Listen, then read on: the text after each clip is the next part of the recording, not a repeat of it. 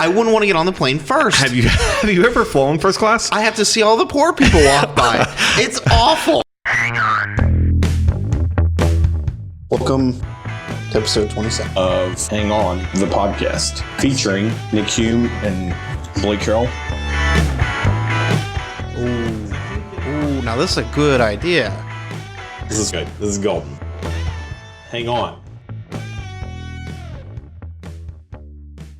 Have you ever been stuck in the airlines, like flight got canceled and you're stuck overnight? Or flight got canceled or delayed and you're going to be there for... It's happened once in my life, maybe twice. Okay. What if there were a shop that you could go to or some instead of... All right, so I've several times had a flight canceled and I wasn't going to be able to get out to the next morning. But I wasn't in my original, like, where I'd come from. So, like, I missed... You had a layover somewhere. Layover, yeah. And something didn't work out. Sure, out. it happens. But my choices were to leave the airport, leave security, go to a hotel, pay $300 a night for a hotel. Yeah. That I was going to sleep in for 4 hours and then get up and come back to the back to the thing, or find a chair or a spot in the airport and just hang out. So I've done both ways, and both ways suck. Yep. What if there was a store that you could walk into? Maybe it's not even a store. Maybe it's just in the hallways, and there are just these pods, these like sleeping pods. Do you know this is a thing? In airports? Yeah, microtels. No. Okay, so it's called microtels. They're popular In airports? Yes. Never seen these. I fly a lot. Never seen them in a hotel. In an airport. You should look them up. They're super cool. They're for in airports. Yeah. So you run them by the hour. Yeah. So if you just want to like hang out, Take a nap. take a nap. Wait, are these hotel like rooms? They're or? called, what did I say? Microtel. So they're micro hotels. I don't think they necessarily have bathrooms, but they're just like You don't need a bathroom. Yeah. You can go use the regular public Yep, bathroom. that's it. And these exist in American airports. Yeah. Google 'em. I don't believe you. I know. I'm a Google. I've been to many American airports. Yeah. I've never seen this. It's a super good idea. Yeah. How is that not in every single airport? I don't think. How are those not just like on street corners? Like just and like under. Why would they be on a street corner? I'm homeless. I want to pay. I can pay $5. I can scrounge. I don't want to get into the homeless thing because I just talked to a guy. But I look. I almost gave him $1. He didn't have change for a 10. But I'm just saying, I scrounge up $10 and I can sleep in this thing for 4 hours instead of sleeping under a park bench. Yeah.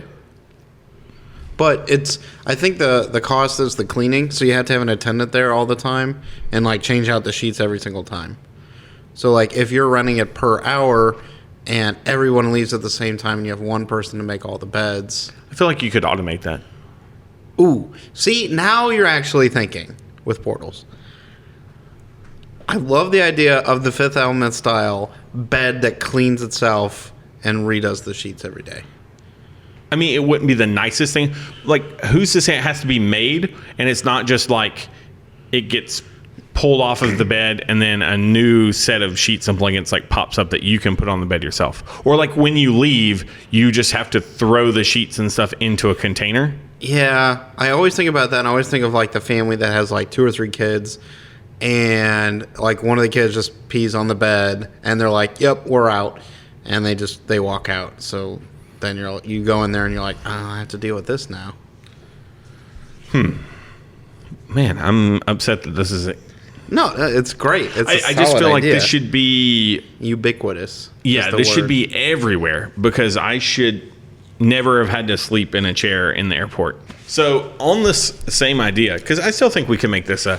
Do you think... Hang on real quick. We deserve... Stop.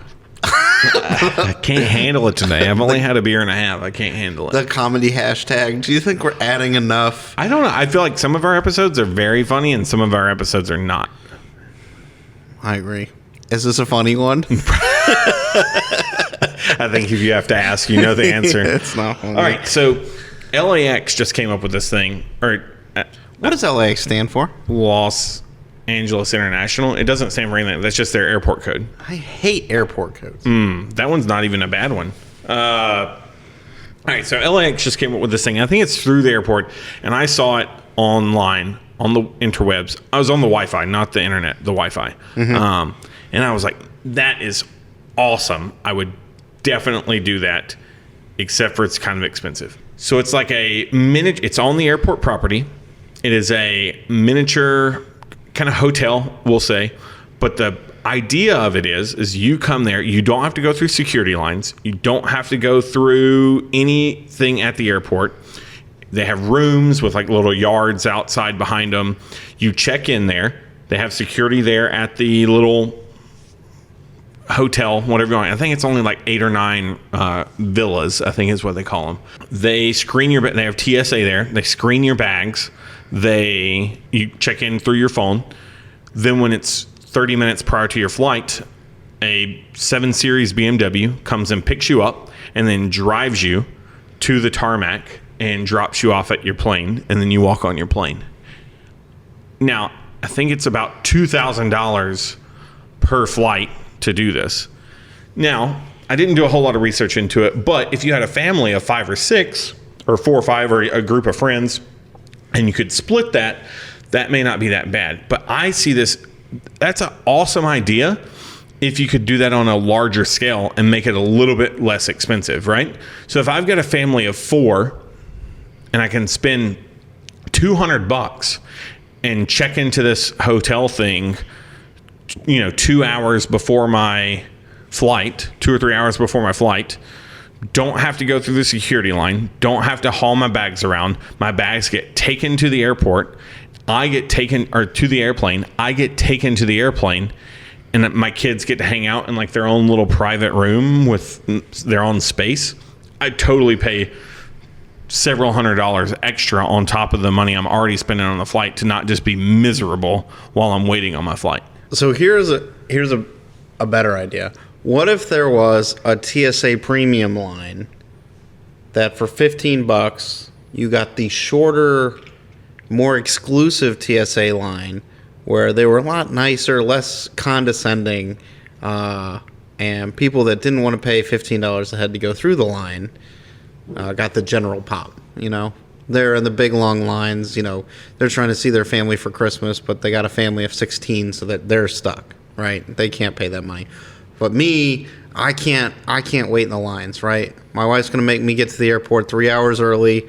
I just want to get there like an hour early, save the misery, and just pay, $15-$20 and just take the shorter line. I mean, hey, TSA already costs a bunch of money. Let's meld these two together, two ideas together, because I think this is the best option. All right, so how once you get through security, there's like the United Club, there's like the Delta Club, there's and they're like these lounges with bars and food, and sometimes you can get into them if you have like enough frequent flyer miles, or you can get into them if you've paid. You can buy like a 1-day ticket. I think it's like $100. I think to do the 1 day. They can be pricey, but yeah. So what if you have something like that? It's nice. There's TVs, Wi-Fi, places to charge your phone, maybe like a couple of the little pods that you could sleep in, bar, some food, but it's on the outside of security. And as part of this, when you join, it's a membership thing. So you pay like a monthly fee to be a member, or you can pay for a one-time thing. You go in, you check your bags there. Some TSA people come, grab your bags, and they go and screen them and check them. And then you have like a TSA line off of the club that's like just private, only for the people in that club. There's like the metal detectors and all that good jazz. And then they would still take you directly, maybe not outside, like on the tarmac to your plane, but like one of those little golf cart things, and you sat out and they took you right to your gate. So you literally show up to the airport, walk straight to the club, sit down, start having some drinks, and some concierge person just comes by, ask you what flight you're on, what airline you're on. They take care of your bags, and then they come and pick you up and take you to your gate when it's like 30 minutes prior to your flight. I think you have like 30 or 40 employees, and you want to pay them like $10 total for all of them a month. I don't think it would take that many employees. I've got a bartender. Or hang on. I'm going to tell you how to fix TSA real quick. Get rid of TSA. You know how Southwest does hey, you're A1, right? So you're the first one in the line. You know when A's coming. You know when B30's coming. You get in your line, and everybody gets on the plane fastest. It's been proven scientifically to be like a really, really efficient way to load a plane, right? And get them out. So hang on real quick. Can we talk about how annoying it is the way most of the airlines load planes because they load them from front to back? No, we can't. And Everyone knows that's dumb. It makes zero sense. Also, I don't know if If I was in first class, I wouldn't want to get on the plane first. Have you ever flown first class? I have to see all the poor people walk by. It's awful. I've flown first class several times, and I felt so self-conscious and awkward while I was sitting there getting served my gin and tonic or whiskey and ginger or scotch with like 2 ice cubes by the flight attendant. What's wrong with steward and stewardess? I feel like those are way more professional names. Is that not the one we're supposed to? No, I think it's just flight attendants now, okay. which sounds way worse. It sounds unionized. I would rather be a steward than a flight attendant. Would you rather be a stewardess? A stewardess? Stewardess and steward, or a flight attendant. I'd much rather just be a steward. All right. Anywho, Well, they do more than just that. Yeah, they're there for your safety. Okay. Anyway, and so I'm getting served my drink while everybody is and coach is walking by me, and it feels so awkward. Everybody talks about, is it Sully Sullenberger? Who's that? Yeah. He did a great job. But the flight attendants, were they helping? I haven't seen the movie. You know, I've also never seen that movie. Okay. But you're... I know, anyway. I know. Every time I tell somebody I've never seen that movie, they're like, "You've never seen that movie?" I'm like, "Yeah, you're right. I've never seen it." Have you seen Das Boot? No. No, okay. Would you not, if there were a club or a lounge? No. So I'm gonna get back to this. Hold on. No, hang on. So if I had to pay, would you not pay $50 or $100 to be able to walk in? Are you gonna do math? I hate when you do math. You're Why? $50, and then we're gonna have 100 people. And No. Okay. I'm saying, would you? Because I know I would. I would pay $100, walk into a club. Yep. That's not sit in line to check in. Yep. Not sit in line to give them my bags. Yep. Not sit in line to go through TSA. Yep. Sit there, enjoy my morning cocktail, have some hors d'oeuvres. Yeah. And then when it's 30 minutes prior to my flight, get taken there on the little beep beep golf carts. You know what I'm saying? So, 2 things. One, if you had this service, why would I need to show up early? Why couldn't I just show up, take the short line, and then cut through? That's what you would do. Because that was my idea. Yeah, you would show up at the club, and enough time to have 2 drinks and have them check your bags. Yep. And then they would take you to your plane. Yep. And you wouldn't have to show up early. Here's my idea. Now, it's not very unique, but I think that it would work. Imagine a very busy holiday weekend at the airport, and you're looking at the lines, either 1 to check your bag or 2 to get through security. It's huge, and you know you're going to be stuck in that line for a while. Can you imagine being there an hour and a half to hit the head? What if you took a number and then you left, and they would call the numbers, and you would just see it ticking up, and hey, I'm like pretty close. Let me go get in line now, and I can go through. Because one of 2 things would happen.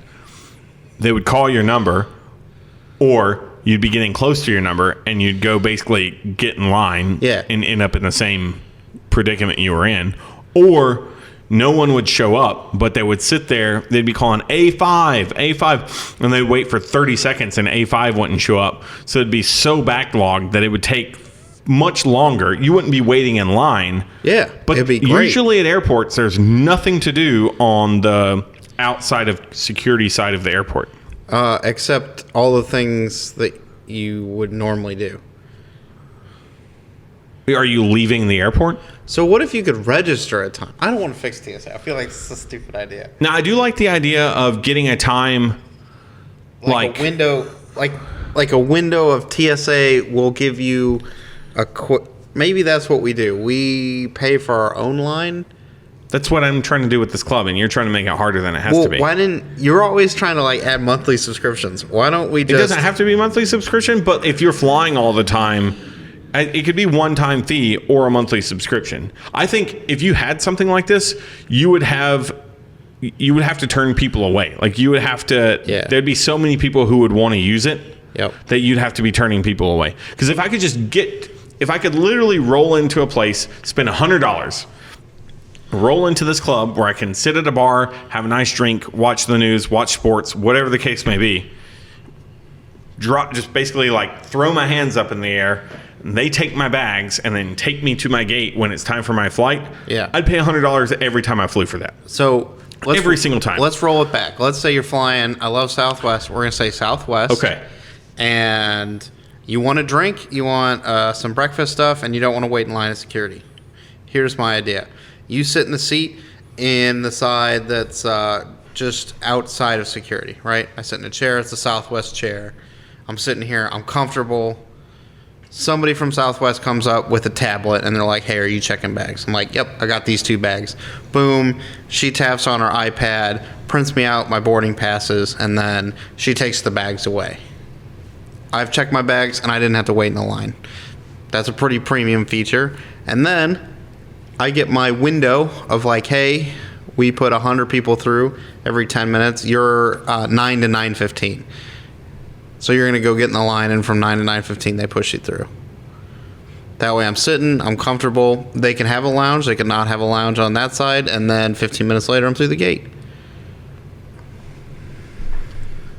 That's literally what I'm talking about. Yeah. Only with a lounge, not a lounge. And so all airlines could go there. Yeah. So like maybe you don't even have to have a person from your company who's checking this stuff. I still think you do, but like concierge or like people from the different airlines could come to the lounge and be like, hey, who here's on Delta? All right, let me get your bags. But you wouldn't even have to do that. You would check those at the front counter. The front counter person would be like, Delta bag, Delta bag. So that's what they do now. Only it's a Southwest or Delta counter. No. In the club. Yeah. When you go to check in at the club, not at the airline counter. You bypass the airline counter. Yeah, but what I'm saying is that's the exact same thing they have. They've got their premium members and their non-premium members.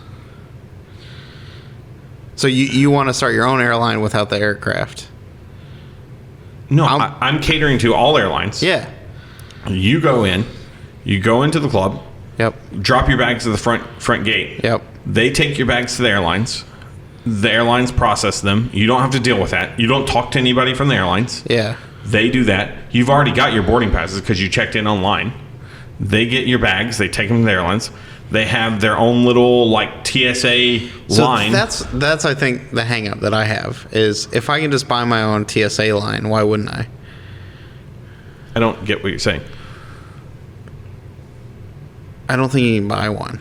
You can make that happen. Employ a TSA agent. No, you can. How would you do that? It's a government employee. You can't say I want my own mailman. The place in LA that I was telling you about, you don't have to go back to the airport and go through security. They have TSA there on site.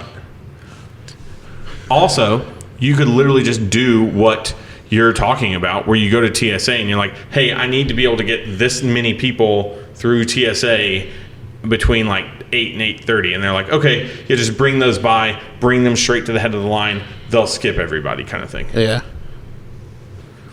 It could work. What do you think of a drive-through strip club? So apparently out in Seattle, from all my people at work that I've talked to, they have a drive-through like topless coffee shops. So like you go through to get your morning coffee and the person serving to you is topless, which just seems infinitely awkward to me. Like I don't know. Like so I haven't been to an adult-themed club myself.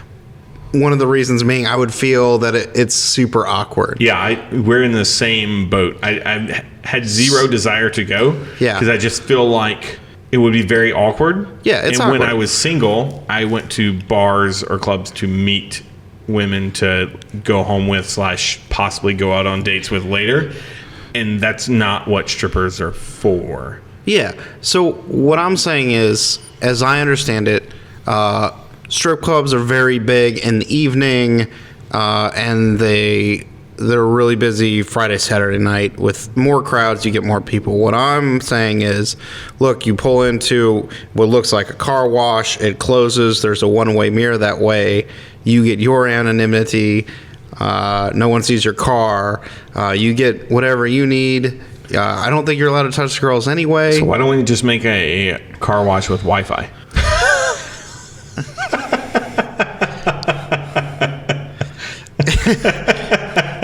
It'd be the same thing. Right. So now there's a car wash and it's got like a waterproof TV that just comes down from the ceiling. And it's just like, hey, do you got kids in the car? And you're like, nah, we good. Play it. Remember in the early 2000s when it was very popular to put TV screens in the back of your headrest? Yeah. I can't tell you how many times I would be riding behind somebody in like a Lincoln Navigator or kind of like Escalade. Yeah. And they would just be playing porn on their back of their headrest. Have you ever been to those houses that have the Christmas displays and they're like tuned to AM like 88.2 or whatever, and you get to hear the music? So that's what I think is happening here, where like if you want to hear the sounds, you got to tune your radio into the correct frequencies. I guess Deborah's trying to make her way through college. If you need the plot, you need to turn to the AM station. And you'll get the backstory. My next question is, how do you throw tips? I'm out.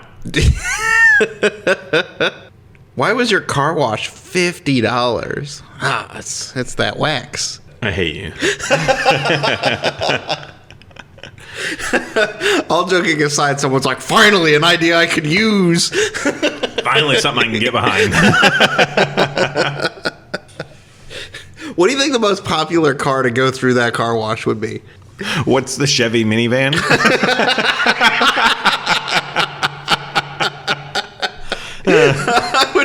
A defeated middle-aged man. What have I done with my life? Car seats are still in there.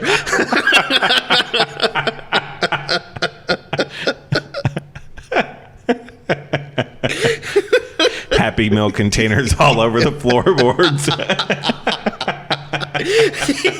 Hey, can we make this quick? I gotta pick the kids up from soccer.